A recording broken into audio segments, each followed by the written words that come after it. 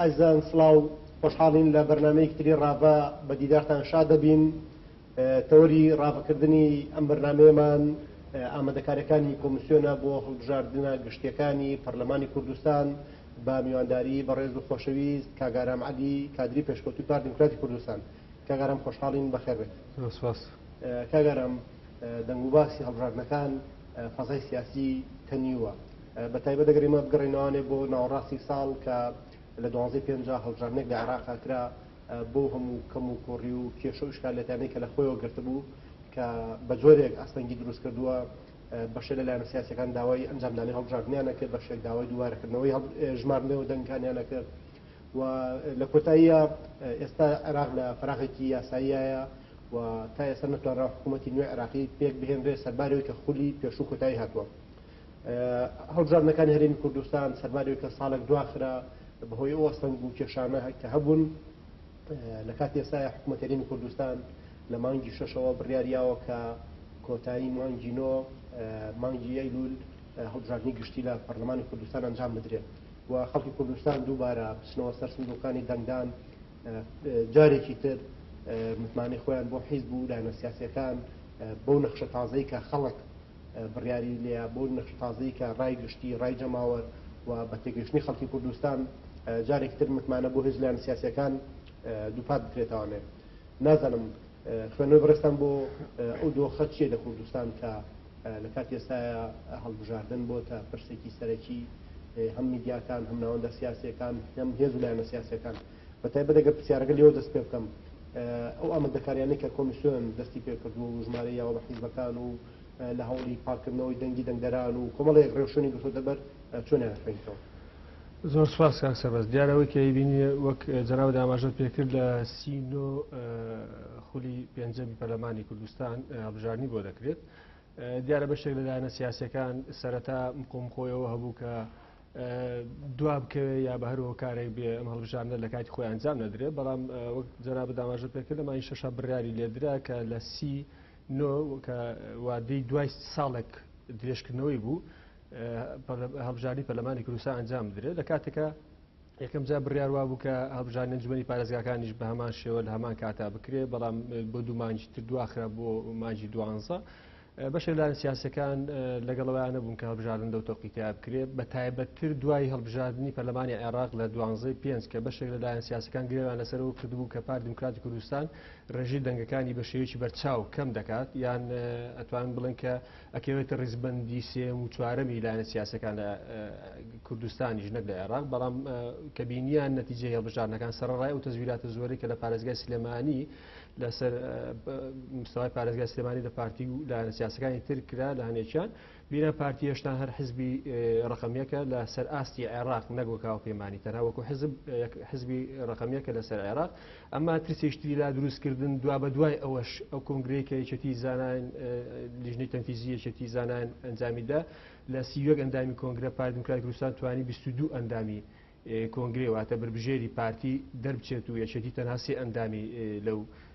یەکێتی زانایان بەرکەوت و هەڵبژاردن دەرچوو یەکگرتو 4 ئەندام و کۆمەڵ 2 ئەندام. ئەمەش عەرقەلێشتری دروست کرد کە جارێشتر لایەنە سیاسەکانی تری دژە پارتی بەخۆیان دابستنەوە بیرلەوە بکەنەوە کە ئەمە هەنگاوێکی مەترسیداترە بە نسبەت ئەوان کە پارتی وردە وردە ڕێژە دەنگەکانی ڕوو لە هەڵکشانە بەرەو زیادبوون دەروە ڕێژە کورسەکانی زیاد دەکا. ئەجینا لە ئەساسدا هیچ هۆکارێک نییە بۆ دواخستنی هەڵبژاردن، لەبەرەوەی ئەم هەڵبژاردننی پەرلەمانی کوردستانە هەڵبژاردنێکی پێشوەختە نییە، بگرە هەڵبژاردنێکی دواکەوتووە، واتە ساڵێک مودەکەی خۆی درێژ کرا کە وایە پار لە وادەی خۆیان بکرایە، بەڵام ساڵێک واتە بۆ 2 وەرز پەرلەمانی کوردستان وادەکەی درێژ کرا لە هەمان کاتدا بۆ ئەوەی حکوومەتێکی یەکگرتو و هەروەها شەرعەتێکی زیاتر بدرێتەوە بە حکوومەت. لەبەرەوەی ئێستا وەک بینیمان سێ لایەنی سیاسی پاشەکشیان کردووە لە حکوومەتی هەرێمی کوردستان و چەند لایەنێکی تریش توانای هەڵگرتنی بەرپرسیارەتیان نەبوو لەناو حکوومەتدا کۆتایی کاتی حکوومەتی شاوان کشانەوە بالضبط توانای هەڵگرتی بەرپرسیارەتیان نەبوو بەشێکیان کشانەوە لە حکوومەت بۆی جارێشتە قوسایی بدرێتەوە بە حکوومەت و پەرلەمانێکی نمونەیی پێویست هەڵبژاردن بکرێت هیچ مبەررێک نییە بۆ دواخستنی. هەرچەندە ئێستا وەک ئێمە بینی لەسەر ئاستی فراکسیۆنەکان و لەسەر ئاستی حیزبەکان وەکو کەسی یەکەم یان وەکو بەرپرسیارەتی گەورە یان بە شێوەیەکی فەرمی داوای ئەوان نەکردو هەڵبژاردن دوا بکرێت، بەڵام ئەیبینی مەسەلەن دان پەرلەمانێک لە 29 گۆڕان قسە لەسەرەوەکە کە سەد پشگیری لەواکە کە هەڵبژاردن لەوادەی خۆیان نەکرێت بە کۆمەڵە موبەرری لاوازەوە کە یەکێک چار ئەوەیە هەڵبژاردن لەگەڵ هەڵبژاردننی ئەنجومەنی پارێزگاکان بکرێت بۆ مانگی 12 لە کاتێکە کە دەکرا هەڵبژاردننی ئەنجومەنی پارێزگاکان لە مانگی 12 لەگەڵ هەڵبژاردننی ئەنجام بدرایە کە ئەمە خیلاتی قانونە بەدەر لەوەش موبەرەیەشتر هەیە کە پێداچوونەوە بە یاسای هەڵبژاردنەکانە بکرێت کە ئەمەش دەتوانێت لە خولی داهاتووتر کاری لەسەر بکرێت لەبەرەوەی بەم دوو مانگەشت بە بۆچوونی من لایەنە سیاسەکە ناکەونە ڕێکەوتن لەسەر کۆمەڵە خاڵی جەوهەری کە ئیسفادە بە پرۆسی هەڵبژاردن بگەێنێ و خاڵێش تریشکەوان بە هۆکاری ئەزانانی کە هەڵبژاردن لەم تۆقیتیان نەکرێت دانوستانەکانی حکوومەتی هەرێمی کوردستانە لایەنە سیاسەکانە لەگەڵ حکوومەتی بەغدا لە کاتێکە ئەمە شەرم و بەرێکی لاوازە بۆ منەیە توی پارتی وەکو هاوپەیمانەیەک کە دروستیان کردو بە یەک دەنگ لەگەڵ پەرلەمان لەگەڵ عێراق لایەنە سیاسەکان دانیشتن بۆ پێکهێنانی حکوومەتی داهاتووی عێراق بەڵام خۆم لایەنە سیاسانی کە ئێستا معارەزەن و داواکەن بۆی عەرقەلە دروست نەبێ هەر ئەم دوو لایەنە سەرچێ بوون داوایان لەوان کرد وەرنە پێش و بابەیە کۆ بچین بۆ بەغدا نەهاتن ئایا بەم دوو مانگە ئەمان ئەتوانن بێن دەست پێشخەری بکەن و ئەم هاوپەیمانەکە دروستکەن و کاریگەری لەسەر ئاستی کۆی پرۆسی سیاسی لە عێراقدا نەبێت باماشەوە بەش بەرێکی لاوازە تەنها مەتریسێکە لایەن دروست بووە وەنا خشیان ناگرم بینیمان کە لە هەڵبژاردننی پەرلەمانی عێراقا لە هەڵبژاردننی ئەوەی لیژنەی تەنفیزیەکی دیزایانی دیموکراتی کوردستان و ئەو جۆش و خڕۆشەی کە لە ناو جەماوەری پارتی هەیە بە پشتەستور بۆ و تۆکمەیە کە لە ڕووی سەرکردایەتی پارتی لە ئاسی سەرکردایەتی هەیەی وارواوی جەماوەرە فراوانی کە پارتی هەیەی ئەمانە هەموو هۆکارن کە بۆتە نەخۆشیەکی دەرونی لای ئەم حزب و لایەنە سیاسانەی تر کە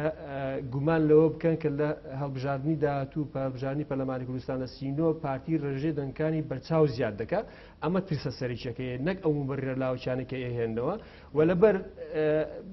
بەرپرسیارەتی مێژووی خۆیان لەبەر بەرپرسیارەتیەوەی کە دەنگدەرەکانیان کۆمەڵک قسانەکان تا ئێستا لەسەر مستەوای سەرچیە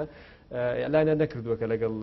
هەڵبژاردن نین لەو تەوقیتی سینۆیە بەڵام کۆمەڵە کارت فڕێدەن بۆی خوێندنەوە بکەن یان دەمی لایەنە سیاسی سەرچەکان بە تایبەت پارتی دیموکراتی کوردستان بخوێنەوە کە تا ئێستا بە شێوەیەکی سەرەکی داکۆچی لەواکە کە لە سینۆ ئەبێ هەڵبژاردنەکان بکرێت و تاکە حیزبیش بوو کە پێش وادەی خۆی هەموو ناوی کاندیدەکانی ئەعلان کرد و سەرۆکلیستی دیاری کرد و تەمان گرفتێشتری شێ لە لایەنە سیاسانە گاک سەربەزانێ ئەوەیە کە بەشێکی زۆر لە لایەنە سیاسانە لە ناوخۆیانە لێکترازانێکی زۆر گەورە هەیە ینی تا یەکلا بوونەوەی کە لەوەی کە سەرۆکلیستەکان و کاندیدەکانیان دانێن ئەمە کاتێکی زۆری ویست دەبەرەوەی باڵباڵێن و کۆمەڵێک کێشەی ناوخۆیان ئەمەش گرف بوو لەلایەنە سیاسانە بەڵام ئەوەی ترسی ڕئیسی بێ ئەوەیە کە لە ڕێژەی زیادبوونی دەنگەکان و کورسەکانی پارتی دیموکراتی کوردستانە لە سینۆ بەدەر لەوە هیچ مبەررێکتر لە ئارادانیە لەبەرەوەی ئەگەر بێنە سەر واقع ئەگەر پێ یاسای ژمارەیەکی ساڵی 1992 ئیش بکەین ئەبووە ئێستا لە خولی حوتەمی پەرلەمانی کوردستانە بوونای نەک لە خولی چوارەم لەبەرەوەی لە ساڵی 1996 تاوەکو ساڵی 2000 هەڵبژاردن نەکرا لە 2000 تاوەکو 2004 هەڵبژاردن نەکرا واتە تەنها لە ساڵی 1996 سێ خول دواکەوتین لەبەرەوەی ئێستا بووە لە خولی حوتەمی پەرلەمانی کوردستان بوونە بوو بە خولی چوارەم ئێستا لە چوارەمان بوو بە خولی چوارەم بەرەو پێنجەمە ڕۆی دوای ئەوە لە ساڵی 2005 هەڵبژاردن کراوە جارێکتر هەردوو ئیدارەی هەولێر و سلێمانیەکی گرتەوە دوای ئەو لە ساڵی 2007 جارێشتر کرایەوە کە ویش سێ مانگ دواکەوت لە وادەی خۆی ینی دیسان سێ مانگتر دواکەوت لە وادەی خۆی دوا بە دوای لە ساڵی 2013 هەڵبژاردنێشتر کرا ئەویش بە هەمان شێوە سێ مانگ دواکەوت لە دوای 2013 ئەبووە لە 2017 هەڵبژاردن بکرایە بەڵام بە کۆمەڵێک هۆکار و کێشە 2010 ئامادەن بالضبط ینی ساڵێک ینی ئەگەر ئێستا بیری لێ بکەینەوە ینی جگەلەوەی کە سێ خولی سەرەکی هەڵبژاردن نەکراوە چەند خولێکی تریش نەکراوە کە ئەمە هەم لە قانونەوە کە خۆیان سەری زمان و بوونی زمانیان شەریعەتدانە بە یاسا و قانون و بە پێ ڕێنمایەکان و یاسای ژمارەی ساڵ 1992 بڕۆن ئێرە چێنە و خاڵانەوەی کە بێم 4 ساڵجارێک هەڵبژاردن بکرێت لە هەمووی گرنگتر ئەوەیە کە خەڵک متمانە ئەبەخشە بەندام پەرلەمانێک بیر لەوە کاتەوە بۆ مای 4 ساڵ بەڕێزە ئەندامی پەرلەمان و نوێنەرایەتی ئەو دەکات لەوانەیە بەشێکی زۆرمان کە بیرمانەوە کردبێتەوە کاندیدێک دەنگمان پێداوێت بۆ ماوەی 4 ساڵ دیاریمان کردووە ئەو بەشێک لایەنە سیاسەکانیش دڵنیام لەوەی کە پەشیمانن لەوەی کە دەنجیان بە هەندێک ئەندام پەرلەمان داوە لە ساڵی یەکەم و دووەما لێ پەشیمان بوونەوە چ جای لەوەی کە ساڵێکی بۆ درێژ بکرێتەوە کە مرتاح نییە لەوەی کە نوێنەرایەتیەکە دەستان خۆش بێت کاگەڕم شتێک سەرنج ڕاکێشام باسی وت کرد لە بیداری بەرنامەکەیە کە بەشێ لەو لایەنە سیاسیانە وەها خوێندەوەیان کردووە کە پارتی دیموکراتی کوردستان لە هەڵبژاردنەکانی مانگی پێنجا تووشی شکستێکی گەورە هەبێ ینی بە باوەڕی من ڕەنگە بەشێکی ئەم بۆچوونێکی خەیاڵ پڵاوانە بێ وە بەرمەبنایی بۆ نمونە کۆمەڵی داتا و ژمارە و خوێندنەوەی تەندروستی کۆمەڵگەی کوردستان نەبوو بێ ینی بۆ نمونەگە تەماشا بکەی پارتی دیموکراتی کوردستان هەیمنە و هەژمونی خۆی پاراستووە و هیچ هێزێکی ئینشقاقی تێ نەکەوتووە و لەو ڕوبەرە جوگرافیایی کە پارتی بە پلێ باڵاتیایە باڵا دەستە و ئیداری داوە خزمەتگوزاری و ئاوەدانی و گەشتسەندێکی زۆر باشەیە یعنی ئەبێ هۆکارانە چی بێ بۆ نمونەوە لە هێزێک بکات کە یان چەند هێزێک بکات کە ئەم خوێندنەوە ناتەندروستە بکەن لە وەختێکە ینی یەگەر ئێمە تەنها بگەڕێن و بۆ هەڵبژاردنەکانی مانگی 5 کە پارتی دیموکراتی کوردستان 3 بۆ 4 کورسی تەنها لە دەشتی نینەوە خوراوە کە مافی دەنگدرانی پارتی بوون و زۆرێکی کراوە و دەنگانی بۆ هەژمار نەکراوە پارتی بایکۆتی هەڵبژاردنەکانی کرد لە کەرکووک لەوێ کە ئەگەر تەنها بە انتخاباتی ڕابردوش تەماشاکردن 2 کورسی هەبوو لێ یعنی لە سلێمانی بینیمان تەزویرێکی زۆر کرا و زیاتر لە نێودەنگەکانی پارتی برا بۆ زۆرش پارتی 25 کورسی هێناوە لە پەرلەمانی کوردستان یعنی ئەبێ هۆکاری ئەم خوێندنەوە خراپە چی بێکە وای لە هەنی هێزی سیاسی کردووە یعنی ڕەنگە شتێکی لە درۆ بکە درۆ بکە تا باوەڕت پێ بکەن ڕەنگە ئەمانە درۆیان کردو بۆ خەڵک بەڵام خۆیان باوەڕیان بە درۆکانی خۆیان کردوێ و خۆیان گەشتێتەوە ئاستەی کە بەشێک لەو پروپاگەندە و چاوەشەکاریانی بڵاوێنە کردوانە باوەڕیان پێ کرد بێ بۆی کە فعلا ئەمان خۆیان دۆخیان زۆر باشە و پارتیش لە دۆخێکی خراپە زین چۆنەگا سەرۆم حزب و لایەنە سیاسیانەی کە نەیاری پارتین من وای بینم تر من لە واقعیشە وایە بەڵام بەشێکی زۆریان حزبی لۆکاڵین واتە لەسەر مستەوای ناوچیەکی جوگرافی دیاریکرا و کاری خۆیان دەکەن بەڵام کە دەبینن پارتی حزبێکی پەبلیکە مەسەرەن لەسەر ئاستی عێراقا حزبی ڕقمیەکە بەبێ هاوپەیمانێتی هەموو حزبانێتی کە لە عێراقن هاوپەیمانێتی هەبوو اینجا ڕێژێکی بەرچاوی بالضبط اینجا فەرقەکەشان لەگەڵ پارتی بۆ شێوازە نیە کە بینن پارتی حزبێکی وایە ئێتر مەترسێکیان لا دروست بووە دێن کۆمەڵە کارت بەکارێن یەکەم کارتیان کارتی شەقام بوو بەڵام دەخوا بەزار بێ ئێستا شەقام ئەو وعی سەقافەتی هەیە لەوە تێگەیشتووە کە ئەمانە حزبی تەنها لۆکاڵی واتە لە توانای ئەویان نییە کە بێن لە سنووری پارێزگای مووسڵ کە پارتی زیاتر لە 6 کورسی هێنابوو سەر ڕایەوە تەزویراتێکە لێکرابوو لێ هێنای ئەمان ناتوانن چەند سەد دەنگەشی لێوێ بێنن ینی ئەمانە هەموو کاریگەری خۆی هەیە لەسەری و بەشێکی زۆریشەوە ئیرهابە فکریەیە کە هەموو جارە باسیەکەین لە ناو خەڵکا بڵاویان کردوەوە ئێستا بەسەر خۆیان شکاوەتەوە ینی ئەمە ئیرهابە فکری ئێستا لەسەر خۆیان ڕنگدانەوەی هەبووە تیشکەکەی بۆ خۆیان گەڕاوەتەوە تەواو تێک شکاون کاتی خۆی گرفتیانەوە بوو کە یامەت پارتی حزبێکی تۆکمەنیە لە ڕووی جەماوەرەوە بەڵام ئێستا بۆی دەرکەوت کە بۆیان دەرکەوتەوە کە پارتی حزبێکی زۆر تۆکمەنی لە ڕووی جەماوەرەوە تاکە حزبەکە بتوانن لە 72 ساڵدا بەردەوام نێبوونەوە و تازەگەری بەخۆی بینێ پشت ئەستور بەوەی کە جەماوەرێکی بە فراوانی هەیە سەکردایەتێکی یەکگرتووی هەیە و هەروە گامی پامی خۆی لە ڕێگای ئەو گەنجولاوانەی کە ئێستا هاتوونەتە سەر بە پرسیارەتی وەکو ئەم گۆڕانکارن کە لە سووری پارێزگای سلێمانی کرد لە سنوورەکانی تیشکرا و کۆمەڵی گەنج هاتوونەتە پێشەوە بە گروتینێکی زیاتر و لیاقیەکی زیاتر لە ناو خەڵکای بڵێ پارتی گەنجانەتر لە هێزگای تر بێگومان گەنجانەترە دلیل بۆ ئەوەش ئەوەیە لە کۆی ئەو سەد ئەمدا پەرلەمانێک کە پارتی هەیەتی معدلێکی ڕێژەی تەمەنیان وەربگرە هەر هەمیان واتە هەموو تەمەنی هەمیان کۆکەرەوە دابەشی سەتی بکە معدل لە سەدا 39 ساڵ و نیو دەرەچێت تەمەنیان 39 ساڵ و نیو تەمەنیان دەرەچێت سەری کاندیدی ژمارەیەکی پارتی دیموکراتی کوردستان کە لە ڕووی مستەوای سەقافی لە ڕووی مستەوای لیاقەی شەخسی خۆی لە ڕووی ئەکادیمیە لە ڕووی تەمەنەوە سەری مستەوای بەرپرسیارەتی یان توانای کاندیدەکانی تر بکە جگەرەوە سەیری کاندیدەکانی پارتی دیموکراتی کوردستان کە 5 کاندیدمان تەنها بەس بڕوانامەی دکتۆرای هەیە 7 کاندید بڕوانامەی ماستەری هەیە 46 کاندیدیان بڕوانامەی بەکالورەسی هەیە جگە لەوە ماباقی ئەوانی تر بڕوانامەی دوبلۆمی باڵا ئامادەی ئەمانیان هەیە یعنی ئەمە لەسەر ئاستی سەقافی لە ڕووی ناو ڕێگەزی ئافرەتی زۆر ینی پارتی چی کردووە لەسەر لە ڕووی جوگرافیشەوە هاتووە تەوزیعاتی خۆی کردووە لە پارێزگای دووە بە پێ ڕێژەندەکان پارتی سینۆ ئەندامی سینۆکان مرشحی بۆ داناوە لە پارێزگای دۆک لە پارێزگای هەولێر 30 مرشحی بۆ داناوە لە پارێزگای سلێمانی واتە بە گەرمیان و دەربەندی خان و کەلار و ئەم ناوچارەشەوە هاتووە چی کردووە 23 ئەندامی بۆ هەڵبژاردننی داهات و داناوە واتە لەسەر بە میکانیزمێکی زۆر جوانکاری کردووە تەقتێکی زۆر باشی بۆ داناوە کە لایەنە سیاسیەکانی تر ئەم بەرچاوڕوونیە بین ئەم ڕاستیانە بینی کە پارتی بۆ شێواز بۆ ئۆتێکێتەکاری خۆیەکەوە ئەزان بەرنامەڕێژێکی زۆر تۆکمە پتەوی هەیە بۆ هەڵبژاردننی داهات و ئەزانن کە ئەم لایەنە سیاسیانە خۆیان چفاڵێکیان داوە لە کاتی خۆیان لە هەر چەند مانگ پێشێستا بە چەند ساڵ پێشێستا ئەو دروشمانێک کە هەڵیان گرتووە ناتوانیوە هەڵگری دروشمەکانی خۆیان بن هەڵگری پامەکانی خۆیان بن تەنها یەک خاڵیشان لێ جێبەجێ نەکردووە کە بین پارتی لەسەر ئاسیلەتەوەی ڕیفراندۆمی ئەنجامدا کە بە شانازێکی گەورەیە بە شانازیەوە باسیەکەین و پارتی توانی حکوومەتی هەرێمی کوردستان بە سەرکردای دیکانە چیروان بارزانی ئەم ئەزمە و ئەم قەیرانە دارایی کە لە هەرێمی کوردستان دروست بوو تێپەڕێنین بەرەو قۆناغێکی باشتر بڕۆین ئەگە بڵێن 100% تۆکمەنە بۆ نەگەیشتنەوە قۆناغی سەردەمی فەراحەکەی پێ بڵێن ئەگەر لە ساڵی 2013 و سەرەتاکانی چواردە بەڵام گۆڕانکارێکی بەرچاو بووە ئێستا لە ڕووی ئاسی بژانەوە خەڵک بەرەو باشترە ڕووە ئەمە هەموو لەسەر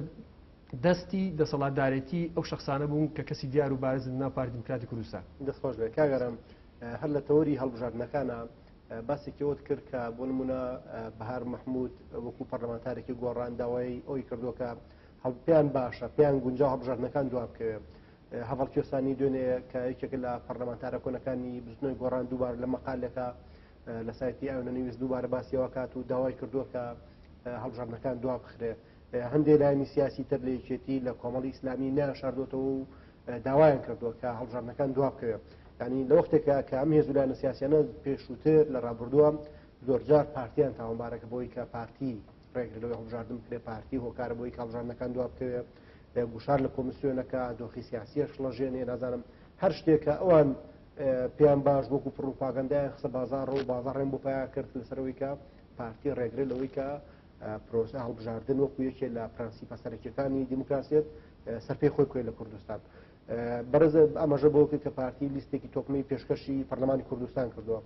ئەمە سەرنجە بۆ سەرنجەکانی تۆ زیاد بکەم پارتی بە 2 ڕۆژ بەر لە کۆتای هاتنی وادەی پێشکەشکردنی کاندیدەکان لیستی کاندیدەکانی خۆی پێشکەشی کۆمیسیۆن کردووە لە وەختێکە هەموو هێز و لایەنە سیاسەکانی تر لە کاتی تەواوبوونی وادەکەشان نایەتوان لیستەکانیان پێشکەشکردن بۆیە کۆمیسیۆن هەفتێکی بۆ تازەکردنەوە تا ئەوەی کە ئەوان بتوان ڕێبکەون لەسەرەوەی کە کێ بکەن بەسەرۆکی لیست کێ کاندید کەن کێ کاندید نەکەن ینی ئەم حزورە ئەم ئامادەیە ئەم جدیەتە باشە لەوەی کە پارتی پێشوەختە و بەر لە هەموو هێزەکان قایمەی لیستی کاندیدانی خۆی با بوو کۆمیسیۆن و لە ماوەکانی ڕابردوو بەردەوام کاک نەشیروان بارزانی کاک مەسرور کاک خوازی میرانی کاک وشیار کاک منەورامی هەموو ئەو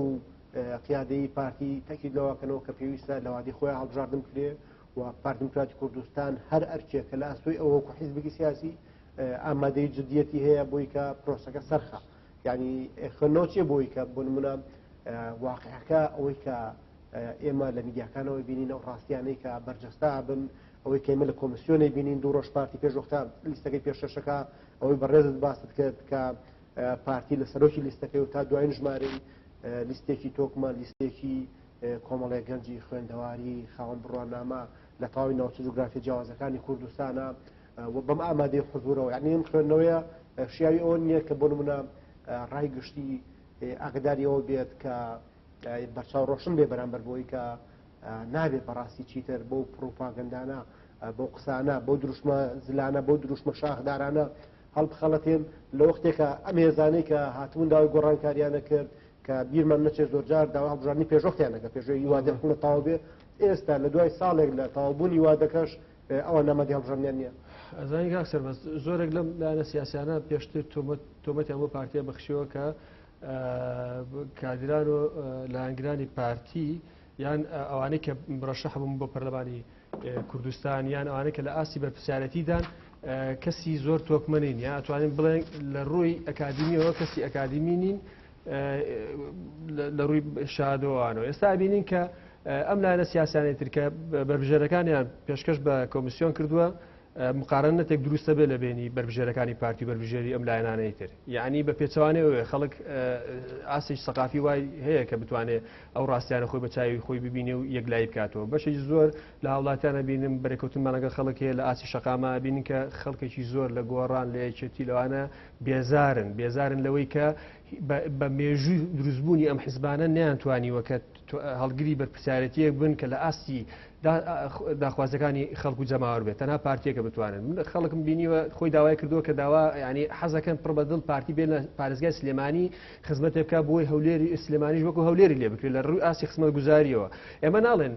لە هەولێرە پێرفێکتە لە 100% کەم و کوڕی نییە گرفت نییە کێشە نیە ئەم وردەشتا ئەم شتانە هەر هەیە بەڵام بە پێی پێویستیش خزمەت کراوە ینی ئەمە بەشایەتی خەڵکە دیارەکانی پارتیش لە کاتی بەراوردا ئەگەر تۆ بەراوردی سلێمانی بە هەولێر بکەی ئەگەر بەراوردی بۆ نمونە هەڵەبجە بە هەولی بە بادینان بکەی ئەبینی لێ ئەمە ئەو هۆکارانن کە وای لەم لایەنە سیاسیانە کردووە ساردیان لا دروست بێ لە کاتی بۆ ئەنجامدانی هەڵبژاردن بیرمان سێگاک سەربەزانی پێش هەڵبژاردننی پەرلەمانی عێراق ئاوت پارتی ناوێرێ خۆی لە هەڵبژاردندا لەبەرەوەی کاتی خۆی کە پێش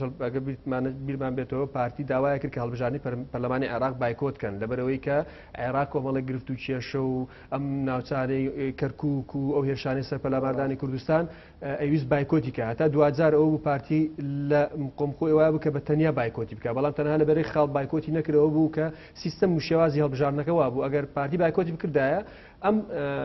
کورسیانەی پارتی لە پەرلەمانی عێراق چوو بۆ لایەنە سیاسانەی تر لێرە کە توانای هەڵگرتنی بەرپرسیارەتیان نییە لە سەر بە دەرەجەیەک و بە دەرەجە دوو ئەوەیە کە لە حکوومەتی عێراقدا لە پەرلەمانی عێراق ناتوان دیفاعی وا تۆکمە بکەن لە ماف و داخوازەکانی گەلی کورد ناچار بە ناچاری پارتیاتەوە ناو ساحیب مەیدان و دەست کرد بە بانگەشەی هەڵبژاردن لەگەڵ ئەم بەڕێزانەی ئێرە ئەوە بوو کە بینیمان پارتی بۆ جارێشتر ئەبدەیتی ئەوەی کردەوە کە هەر حزبی یەکەمە لە مایۆ 72 ساڵی بە یەکەمی ماوەتەوە پشت بە ئەستور بە جەماوەکەی خۆی پشت ئەستور بۆ مێژوەی کە هەی بووە بۆیە ئەمانە هەموو گرفتی لە ئەم لایەنە سیاسانە دروست کردووە یەکسەر بەرچاوڕوونیان یەکسەر بیرکردنەوەیان گۆڕا لەسەر هەڵبژاردن لایەنە سیاسانەکە بیرمان بێ ینی تاوەکو 12 هەموو گرەویان لەسەر ئەوە بوو کە ئەبێ هەڵبژاردن زووتر بکرێت لە کاتی خۆیان بکرێت یەک ڕۆژ دوانەکەوێت یەک سەعات دوانەکەوێت بەڵام کە بینیان ئەمە نەتیجەی هەڵبژاردنەکانی پەرلەمانی عێراق بوو من لە بیرمە پێش هەڵبژاردننی پەرلەمانی عێراق چەند کەسێکی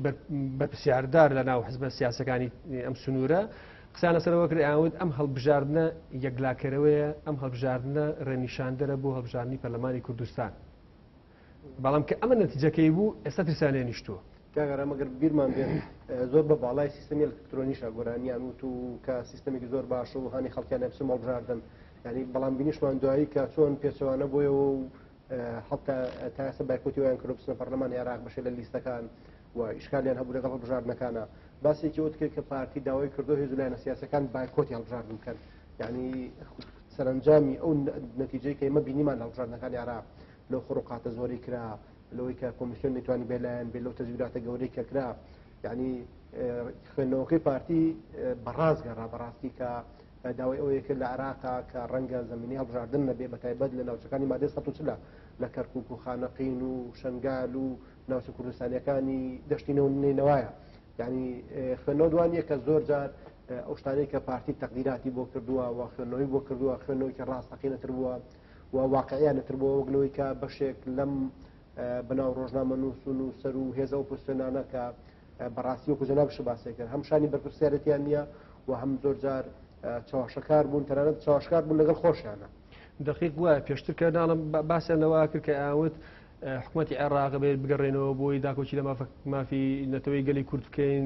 ئەبێ کۆمەڵی گۆڕانکاری جەوەری ئەنجام دێن پارتی ئێوت کاکە دانوستانکردن و دانیشتن لەگەڵ ئەم عقلێتی بیرکردنەوەی لە پرۆسی سیاسی لە عێراقدا فەشە لێنێ هیچ نەتیجەیەکی نابێ هیچ بەرهەمێکی نابێ ئەم لایەنە سیاسیانە ئاوت پارتی عقلە دروستەکە بۆی ئەو گرفتانێک کە لە هەرێمی کوردستان هەیە بە دانیشتن و گفتوگۆ چارەسەر لەگەڵ بەغدا بەڵام دوای هەڵبژاردنەکان بۆیان دەرکەوت کە ئێستا بەشی زۆری و سەرکردە سیاسیانەی ناو حزبەکانی تر کە پێشتر داکۆچیان لەگەڵەوە کرد بگەڕێنەوە بۆ بەغدا خۆیان هەمان ئەو قسانەکەن کە پارتی پێش ڕفتارن دۆم و پێش هەڵبژاردننی 12 و قسەی لەسەر ئەم بابەتان هەمان ئەو قسانەی ئەکەنەوە کە سەرکردەکان و بەرپرسەکانی پارتییان کرد بەڵام ئێستا خۆیان دێن بە شێوازێشتر بە شێوەیەکی بەتاتیدان ڕشتۆتەوە بەڵام هەر لە ڕووی لێکدانەوە هەمە ئەو قسانەیە کە پێشتر ئەکرا لەلایەن پارتیەوە ئەمە گرفتی بۆ ئەم حزبانە دروست کردووە لەبەر ئەوەی ئێستا سەیریشەکەن لە ناو ماڵی شیعی کۆدەنگ نین لە ناو ماڵی سونە کۆدەنگ نین تەنها کووردە بەشێکی کوردیش ئەوە یەک دەنجی ئێ بچێتە پەرلەمانی بەڵێ بە پارتیوێکێتی ئێ بچێت لەگەڵ حکوومەتی عێراقیە لە تەشکیلی ئەم جارێ حکوومەتە مافی کورد بە هیچ شێوەیەک نەفەوتێ و ئەوەی کە لە ڕابردووە ڕوویدا بوو جارێشتر دووبارە نەبێتەوە کۆمەڵی مەرج و مەرجیان بۆ دانن ئێستا ئەمان گەیشتنێتە ئەو یەقینەی کە ئیتر تەواو بەرپرسیارەتی هەڵگرتن لەسەر شانی ئەمان نییە ینی ناتوانن بۆ شێوازە بە پرسیارەتی هەڵگرن کە خۆیان باسییان لێوا کرد ئەوەی کە دروشمی بانگەشەی هەڵبژاردنەکانیان بوو بۆیان دەرکەوتووە کە ناتوانن ئەو دروشمانە جێبەجێکەن ئاگام لەیە کە لە نزیکەوە کە هەم لایەنە سیاسیانە گرفتیان لەسەر شێوازی داڕشتنەوەی بانگەشەی هەڵبژاردنەکانیانە ینی ئێستا نازانن چی بنووسنەوە بۆی وەکو بانگەشەی هەڵبژاردن بەکاری بێنن بۆ مناڵێ یەکی لە خاڵەکان گریمان ئەم حزبە سیاسانە بڵێن دێن کە بچوونە پەرلەمانی کوردستان بژێوی ژانی خەڵک باشکەن باشە نە پەرلەمانی کوردستان بالضبط نەک پەرلەمانی کوردستان جەنابیان هاتنە پەرلەمانی هاتنە حکوومەتی هەرێمی کوردستان وەزارەتە حساسەکانیان وەرگر وەزیری دارایی وەزیری پێشمەرگە یعنی ئەم هەموو وەزارەت حساسیە پارێزگاکانە پارێزگای شارەکان بالضبط لە ئەنجومەنی پارێزگاکانەوە بینی پارێزگای سلێمانی ئێستا سەر دروستنەوەی گۆڕانە یعنی بەمانە نەیانتوانی گۆڕانکاری دروستکەن بەمانە نەیانتوانی پەنجە بخەنە سەر برینەکان کە هاوڵاتیان لێ بێزار بوون ئیتر چیان پێکری ئەمە ئێستا گرفتیانە ینی تەسەوڕ ناکەم بتوان لە دوو خاڵ سێ خاڵ زیاتر داڕشتنەوەی بۆ بکەم مەگەر تەوزیعاتی دروستکەن لە بینی خۆیانە هەر خاڵ بکەن بە 6 خاڵێک بۆی تۆز خێنە بەرچای خۆیان بخۆی ڕەنگە ڕایز گشتیش ینی قۆناغ بقۆناغ بەرچاوڕشن بێ بەرامبەر بە دروشمەکانیشیان ینی بۆ نمونە هێزێکی کوردستنەوەی گۆڕان جوانترین دروشمەکانی بەرزکردەوەوانی باق و بریخدارترین دروشمەکانی بەرز کردەوە لەسەرەوەی کە ئەو هەوڵای پرۆسی سیاسی باراستێکی باشە بە هێزی خێرە و لەسەر مافەکانی خەڵک بدەنیێت بەڵام لەمەوەی ئەو 2 ساڵی ڕابردووە کە تەماشا بکەی دروستنەوەی گۆڕان نەیتوانێت هیچ کامل لە دروشمەکانی بکا بەکردار ڕەنگە بەکردار نەکردنی دروشمەکان یەکێ بلەوە ئەستەنگانەی کە هێزێکی وەکو دروستنەوەی گۆڕان وا لێ بکات کە هەوڵوا زۆرترین ئاستەنگ و کێشە بۆ هەڵبژاردنەکان دروستکە یان هێزێکی وەکو کۆمەڵی ئیسلامی یان هێزگەلی ترکە بۆ نمونە وەکو جەناب باسی کەشانی بەرپرسیارەتیان نەبووە و مشارەکان لە حکوومەت پێکراوە مشارەکان لە پارێزگاکان پێکراوە تەنانەت مشارەکان لە حکوومەتی عێراقیش پێکراوە جێگری سەرۆکی پەرلەمانی عێراقی وەزارەتیان وەرگرتووە مدیر عامیان وەرگرتووە لە زۆر هەیئاتە گشتیەکانی عێراقا شوێنیان پێدراوە بەڵام سەرنجامی ئەوان چی بوو ئەوان چیان بۆ خەڵک کردووە ئەمە لە کاتێکە زمینی سازیشان بۆ کرا لە حکوومەتی هەرێمی کوردستانە مەسەلەن پارتی بەو 38 کورسیەوە وای دانەکە وەکو گوستنەوەی گۆڕان و وەکو یەکێتی نیشتمانی وەکو لایەنە سیاسەکانی تر بۆ نە پارتی 5 وەزارەتی هەبوو گوستنەوەی گۆڕان 5 وەزارەتی هەبوو یەکێتی 5 وەزارەتی هەبوو یعنی ئەمە کاراسانیان بۆ کرا لە کاتێکە سەرۆکی پەرلەمانی کوردستان وەکو حسە باسی کرد لە ڕووی ڕێژەی کورسیەوەی پارتی دیموکراتی کوردستان بوو دا بە گوستنەوەی گۆڕان بۆ ئەوەی ئەمان بەرپرسیارەتی گوەرگرن لە پێناوی سازان بالضبط لە پێناوی سازان لە پێناوی بەرژەوەندی گشتیە میلەتەیە بەڵام بینیان هیچ پێ نەکرا یەکێک لە خەلەلەکانی تری ئەم لایەنە سیاسانەی ئەم سنوورە بە تایبەتتر ئەوە بوو کە کاریان لەسەر عاتیفەی گەنج و هاوڵاتیانە کرد یعنی هاتن لە بەردەم مزگەوتی گەورە هاوڵاتیەک ئەگەر کارێکی بکردایە کرێکاریی بکردایە تەسویریانە کرد و لە ڕووی ئەلامی و کاری لەسەرە کرد و عاتیفەی خەڵکی جوڵاند و بۆی ڕێژە دەنگانی زیاد بکە بەڵام ئەمە تاکەی بەرگاگری ئەمە تاکەی بەردەوامێ بینیان کە لە قۆناغی یەکەمدا تا ڕادێک بۆ کاتێک ئەو پۆزیسیۆن ئەی ئەگەر کاتێک دەسەڵات بوون بالضبط خۆیان نامێنێتەوە ئەمە لە کاتێکە کە ئۆپۆزیسیۆن بوو ئەم کاریان کرد کە هاتنە دەسەڵاتەوە قاچێکیان لە ناو ئۆپۆزیسیۆن بوو قاچێکیان ناو حکوومەت بوو ئەمە ژێک بوو لە گرفتەکاری ینی خۆیان ڕخنیان لە وەزیری خۆیان ئەگەر وەزیری خۆیان ڕخنای لە سەرۆکی پەرلەمانی خۆی شپرزەیەک دروست بوو یەکدەنجی نەبوو دژایەتی کردن لە ناو خۆیانە زیاترێ بوو وەک لەوەی کە دژایەتی لایەنە سیاسەکانی تر بکەن ئەوە بوو کە بڕیاریاندا کە نزیک بووینەوە لە هەڵبژاردن بابێن ئەمە چی بکەن ئەم جارە پاشەکشە لەم حکوومەت بکەین بۆ ئەوەی کاتێک فرێدێن بۆ هاوڵاتیان بڵێن ئێمە لە ناو حکوومەت نەماوین لە کاتێکە ئەمان چەند ساڵ لە ناو حکوومەت بوون هیچ کارێکیان بۆ نەکرا هیچ چاکسازیێکیان بۆ نەکرا دوای ئەوان کە ڕۆشتە دەرەوە بگرێ کارەکان ئاسانتر بوو چاکسازی بەرەو باشتر ڕۆی و عەرقەلەکەمتر دروست بوو حکوومەتەکە گورجگۆترە بالضبط کۆسپ و تەگەرە لە بەردەم ئەم چاکسازیانە کەمتر بووە ئێستا بینین بە مقارنەت بە پێشوو کە بستنەوەی گۆڕان ناو دەسەڵات لە ناو حکوومەتی هەرێمی کوردستانە دەسەڵاتی هەبوو لە ناو دەسەڵاتا بوو کارەکان بە شێوەیەکی باشتر بەڕێوەچێ اینجا ئێستاش گرفتیان لەوەیە کە بەشێکی زۆری گەنجان لاوان هاوڵاتانی ئاسایی ئەم بەرچاوڕوونیان لا دروست بووە کە ئەم حزب ئۆپۆزیسیۆنانەی کە پێشتر ئۆپۆزیسیۆن بوون و ئێستا حەزیان لە دەسەڵاتەوە بۆیان ناکرێ و یانێ بستن و ناچن و بستن و ناچن ئەمە بۆیان دەرکەوتەوە کە هیچ توانە هەڵگرتنی ئەو بەرپرسیارەتیانێک کە پێشتر باسمان کرد بیرمانە چێکاک سەربەز معدەلی دەنگدان لە هەرێمی کوردستانە لە تەمەنی 33 ساڵیە ینی بە معدەل وەریگری کۆی ئەو ملیۆن کەسێک کە بۆی هەیە دەنگ بدە تا بەشی کە بەسەر ئەو تەمەنەیە ئەبێتە 33 ساڵ دواتە لە 1960 هاوڵاتانی هەرێمی کوردستان لە تەمەنێکی گەنجیدان لە تەمەنی خوار 35 ساڵیدان ئەمەش گرفتە بۆ ئەوان کە بەو ڕێژە زۆرەی هاوڵاتیان کە گەنجن کە لاون بۆیان دەرکەوتووە کە ئەمانە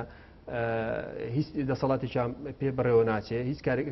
کاریگەریان نابێت لەسەر گۆڕانکاری و چاکسازی لە هەرێمی کوردستانە ئەو تا گۆڕانکاریان لە ناو شارەکەی خۆیانە پێ ناکرێت کە حاکمی یەکەمی شار لە بستنەوەی گۆڕانە بەڕێز پارێزگاری سلێمانی چەند جار هەوڵی دا و کۆمەڵشتکا و فەشەلی هێنا و دەستبەرداری بۆ ئەوی بناگام لێ ئێستا خۆی بەخە باخەکانی ناو محافەزەوانە مەشغوڵ کردو دوو دارە چێن و 15 ڕسمەگری لە فەیسبوک و سوشال میدیا بڵاوی کات و خەڵک ئەم واقعی لا ڕوون بۆ تۆ ئەزانێ ئەمانە خەڵک کێشی گەورەتریە بالضبط هاوڵاتانی خۆشەویست دەمە ڕوون بۆ تۆ کە سەردەمی ئەولەمێ سەردەمی گۆڕانکاری جەوهەریە قسەی باق و بریق لای خەڵک ناخوا خەڵک ئەوێ بە کردار و بە ڕەفتار و بەوەی کە هەیە بیبینێ ڕۆژێ ڕاستەقینە خزمەتگوزاری پێ بالضبط پرۆژە ڕاستەقینە ببینێ ئەوە بووکە پارتی هەڵگری خاوەنی داستانەکانی پردێ و ئەو داستانە بەڵێ ئەو داستانە قورسانەیە کە کوردی پاراست وەکو تەوقێک دروستی کرد نهێشت پەلاماری کورد بدرێ و ئیتر لە ناوچوم چێژینە بەرنامەیان وا بوو کە کورد بەو شێوازە بڕوە دوا بە دوای ئەوەش حکوومەتی عێراق بە هیچ شێوەیەک ئامادە نەبوو لەگەڵ هەرێمی کوردستانە دابنیشێ بە ناچاری دانیشتەوە لەگەڵ حکوومەتی هەرێمی کوردستانە قەیرانەکان بەرەو باشتر ڕۆیشت ڕاستە ناڵەنە 100 تێپەڕیوە بەڵام بەرەو باشترە ڕۆی شەڵە لە زۆر نزیکە ئەو گرفت و کەم و کوڕانەی کە ماوە لە ناو هاوڵاتیان و کاریگەری لەسەر قەیرانی دارایی ئەوە تێپەڕێن. کاگەرم دەست خۆش بێ باسی ئەوت کرد کە حکوومەت دوای کشانەوەی گۆڕان و کۆمەڵ و هەندێک لە هێزەکانی تر چالاکتر بۆ لە جاران و توانای ڕوبەڕوونەوەی قەیرانەکانی باشترە. یعنی بە خوێنەوەی بەڕێزت ئەگەر ئەم هێزە لایەنە سیاسیانە هەر لە سەرەتاوە یعنی نەتوانێتە حکوومەتەوانەوە پۆزیسیۆنی خۆیان بوونایە ئەگەر نیان نتوانێت حکوومەت دار بن ئەگەر نیان نتوانێت نیشانی بەرپرسیارەتیان نەبوو یعنی تاز ناکێت حکوومەتەکە لە دۆخێکی باشترا بوو و ئەگەر ئەم برادرانە ئەم هێزە بەناو ئۆپۆزیسیۆنانە ئەم لایەنە سیاسیانە دۆخی سیاسیان تێک نەدایە و بۆ نمونە دەستوریان پەک نەخستایە پرۆژە دەستوریان تێک نەشکاندایە و لە ڕفراندۆمە شانی بەرپرسیارەتیان بایەتە بەر ئەم خەونە لە مێژوونەی خەڵکی کوردستان و دۆخی سیاسیان ئاڵۆز نەکردایە حکوومەت باشتر نێتوانی ڕوبڕی قەیرانەکان بێتەوە حکوومەت نێتوانی دۆخی ئەو دۆخی کە بەڕێزت باست کە ئەو دۆخاڵتونەی کە لە ساڵانی 2010 و 2011 هەبی حکوومەت ئیداری پێبا. زای کاک سەبەست هەر شتێ تەجروبێ و پرۆسەی سیاسیە خەڵک لێی لەوە کرد کە ڕێگە خۆش ناکەم بۆی ئەم ئۆپۆزیسیۆن و حزبە سیاسەکانی ترکە لە ڕووی ڕێژەی دەنگەوە دەنگێکی کەمیانەیە بێنە ناو پرۆسی سیاسی حکومداری لە ناو هەرێمی کوردستانە گوتمان بابێ فەرموو ئەوە ناو پرۆسی حکومداریەوە ئەو ڕەخنە و تێبینیانەی کە لەسەر حکوومەتتان بوو ئێوە وەکو ئۆپۆزیسیۆن وەکو هەڵگری ئەوەی کە خۆتان بە هەڵگری ڕەخنەی دروشمی ڕەخنەکانی میلەتەزانە فەرموون ئەمە دەسەڵات با پێتان بدەن دەسەڵاتی حساسترین جونگە ئەساسەکانی هەرێمی کوردستانیان پێدرا وەزارەتە حساسەکانیان پێدرا شوێنە حساسەکانیان پێدرا بەڵام نەیانتوانی هیچ بکەن ناچار پاشەکشیان کرد. کاک سەربەزیر بانەچی هەر حزب و بژوتنەوەیکی سیاسی کار لەسەر ئەنجامی هەڵبژاردننی داهاتووتر بکە لە نەتیجەیە فەشەلێنێ. ئەم حزب سیاسیانە کە ئێستا لە هەرێمی کوردستانان بەدەر لە پارتی ینی ئەمە شتێک نییە کە من بڵێ وەکو کادرێکی پارتی ببینم لەبەر پارتی حزبی دوێنێ ئەمڕۆ سبێ بەردەوام کار لەسەر نوێبوونەوەی خۆیەکە و هەمووشمانەوەمان بینیوە کە لە 72 ساڵی تەمەنی هەمیشە حزبی یەکەم و دەسەڵاتدار بە لە هەرێمی کوردستانە و حزبی ڕقمیەکی ئێستا لەسەر ئاسی عێراقە. گرفتەکەوێم حزب و سیاسیانەی کە لە هەرێمی کوردستانان بەدەر لە پارتی کار لەسەر هەڵبژاردننی داهاتوورەکەن ینی ئەمڕۆ کە سینۆ دڵنیام لەوەی کە سینۆ دەنگدان تەواو بێ کە چوونە پەرلەمان یەکسەر کار لەسەرواکەم بۆ هەڵبژاردننی داهاتوو کۆمەڵێک دروش بوو کۆمەڵێک پەیامی باخ و بریخ و شتی عاتفی بۆ خەڵک بورژێنن بۆ لە هەڵبژاردننی 4 ساڵی داهاتووتر ئیش بۆ حزبەکە با بە زۆرێک تەماشاگەن خۆزگام حیزب و لایەنە سیاسیانە کە چوونە پەرلەمان دوای ئەوەی کە بن و دوای انتخابات کارکردنیان لەسەر خەڵکەوە بواە کە بەڵێنەکانیان بکەن بەکردار کارکردنیان لەسەر خەڵکەوە بواە کە ئەو پرۆژە جوانانەی کە پیشانی خەڵکی ئێدەن کە ئەگەر ئەوان بگەنە سوڵتە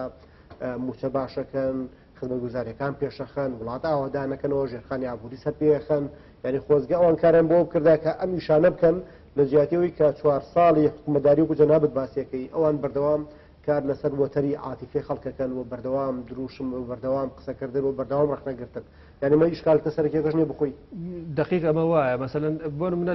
لە حکوومەتی هەرێمی کوردستانە فەشەلت هێنا باش ئۆکێ لە پەرلەمانە فەشەلت هێنا باشە ئۆکێ هاتە ئەنجومەنی پارێزگا لە ئەنجومەنی پارێزگا خۆ حاکمی شار جەنابی هیچ پێ نەکرا ئێدە باشە وەرە ورتر بەرەوە لە ناو حزبەکەی خۆیە یعنی لە ناو حزبەکەی خۆیە کە ئەمە بەخۆی بە بستنوێکی تۆکما زانی بە بستنوێکی یەکگرتووە زانی بزانێ ئێستا ئەو پەرتەوازی لە نێو بستنوێ گۆڕانە دروست بووە بە مقارنە بە حزبەکانی ترا ڕێژەیەکی بەرچاو خەڵکی لێک پاشەکشەی کردووە لە ئەسەر ئاسی دیار و ڕۆژانە ئەبیستین یعنی ئەمەش گرفتە لەبەرەوەی ئەو نەیتوانی ئەو 4 ساڵی پەرلەمانی کوردستان واتە بوو بە 5 ساڵیش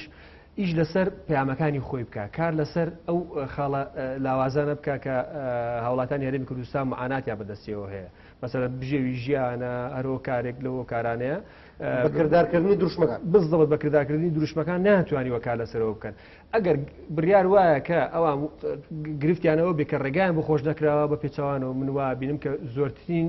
ڕەنیشاندەریان بۆ کراوە لەبەرەوەی منەڵێم ئەوان لە ڕووی ڕێژەی عەدەدیەوە بووان هەوە 3 وەزیرانە بووان کردوون بە 5 وەزارەتیان پێش پێدا سەرۆکی پەرلەمانی تۆ نەبووە سەرۆکی پەرلەمانی پێش پێدرا یعنی زەمینە سازی زۆریان بۆ کراوە هیچ مبررێک نییە بڵێن کە زمینی سازیمان بۆ نەکراوە زۆر جاڵێ چونەتە سەر دەخیلەیەک سنووقێک وەزارەتی داراییمان لا بۆ فەشەلی هێناوە بە پێچەوانەوە ئەو وەزیری دارایی کە لای ئەوان کەسێکی زۆر تۆکمۆ پاک و ساغ بوو لەسەر ئەو سنووقی بەتاڵێک ئەوانە ێڵێن خۆی دانی بەوانە کە بەو شێوازە نییە کە بستنوێ گۆڕایڵێ دوا بە دوایەوە کە پاشەکشێک لە بستنوێ گۆڕان هەر ئەم کەسە بخۆی گەڕایەوە سەر وەزارەتەکە بالضبط گۆزیرەکە گەڕایەوە سەر وەزارەتەکە و هەر ئەو کەسە پاک و بێگەردەی لەناو بستنوێ گۆڕان بوو کردیان بەو کەسە ناشرین و هەزار تۆمەتیان پێ کرد لەسەرەوەی کە پرسوڕای گۆڕان گەڕایەوە بۆ حکوومەت بالضبط جا پشت بەس بەو هەموو بابەتانە کە باسمان کرد خەڵک ئەوەی لا دروست بووە کە ئەو بزودنەوە ئەو حزبە سیاسانێک کە لە پارێزگای سلێمانی زیاتر دەسەڵاتدارن توانای هەڵگرتنی هیچ جۆرە بەرپرسایەتییان نییە کە کاریگەری ئیجابی هەبێت لەسەر چاکردنی دۆخی ژیانی وڵاتانی هەرێمی کوردستان یعنی ئەمە گرفتەکەیە ئەمان کۆمەڵی